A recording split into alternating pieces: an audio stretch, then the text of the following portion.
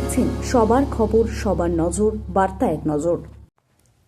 এখন বাড়িতে ৬,০০০ টাকা ঢুকলে ১ জুনের পর তা ১২,০০০, আর ১২,০০০ টাকা ঢুকলে ২৪,০০০ টাকা ঢুকবে। নন্দীগ্রামের প্রতিশ্রুতি শুভেন্দুর।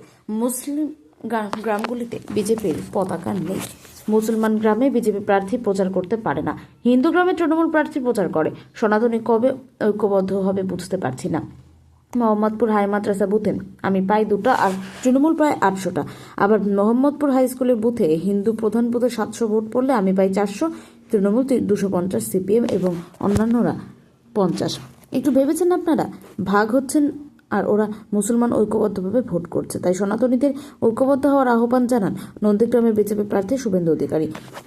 এদিন সন্ধ্যায় নন্দীগ্রামের মোহাম্মদপুরে নির্বাচনী জনসভায় বক্তব্য রাখতে গিয়ে এমনই মন্তব্য করেন শুভেন্দু। সেই সাথে তিনি উপস্থিত মানুষের প্রতিশ্রুতি দিয়ে বলেন যে এখন বিভিন্ন ভাতা যদি প্রায় 6,000 টাকা পায়, তাহলে 1 জুন থেকে বিজেপি সরকার গড়ার পর সেই টাকার পরিমাণ 12,000, আর যারা 12,000 পায় তারা পাবে 24,000 টাকা। ব্যাখ্যা দিয়ে বলেন, যারা এখন লক্ষ্মীর ভাণ্ডার 15,000 করে পাচ্ছেন তারা পাবেন 3,000 টাকা, বার্ধক্য ভাতা 1,000 থেকে বেড়ে 2,000 টাকা, সেই সাথে যুবসাথীর টাকা 1,500 থেকে বাড়িয়ে 3,000 টাকা করে শুধু 5 বছরের জন্য নয়, যতদিন না কর্মসংস্থান হয় ততদিন পর্যন্ত দেওয়া হবে। জিজ্ঞেস করব, হিন্দু গ্রামগুলোতে তৃণমূলের পতাকা আছে, মুসলমান গ্রামগুলোতে বিজেপির পতাকা নেই।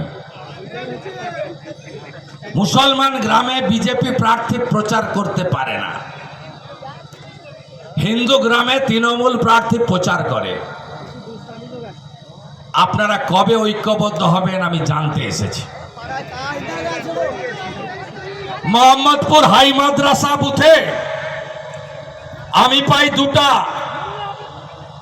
তৃণমূল পায় 800।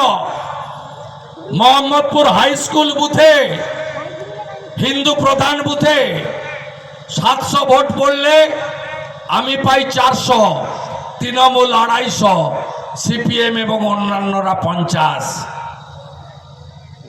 একটু ভেবেছেন? একটু ভেবেছেন? আপনারা ভাগ হচ্ছেন, ওরা কিন্তু ঐক্যবদ্ধভাবে ভোট করছে।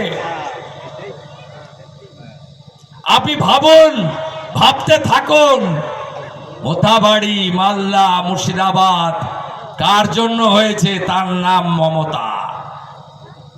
ভাবতে থাকুন, 85% থেকে 65% হয়ে গেছেন। এই অঞ্চলে সংখ্যালঘু হয়ে আছেন।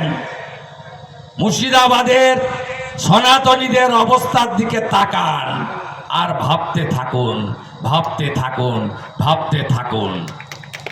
আমি আশা করব, যদি হাই মাদ্রাসা বুথে আমাকে একটা ভোট না দেয়, তাহলে মাথায় টিকা, ধুতি পরা, গলায় তুলসী রাখা, বিবাহিত মা বোন দিদি হাতে শাঁখা পলা সিঁদুর রাখা, ঘরে তুলসী মঞ্চ থাকা ভোটাররাও তাদের বুথে তৃণমূলকে শূন্য করবে।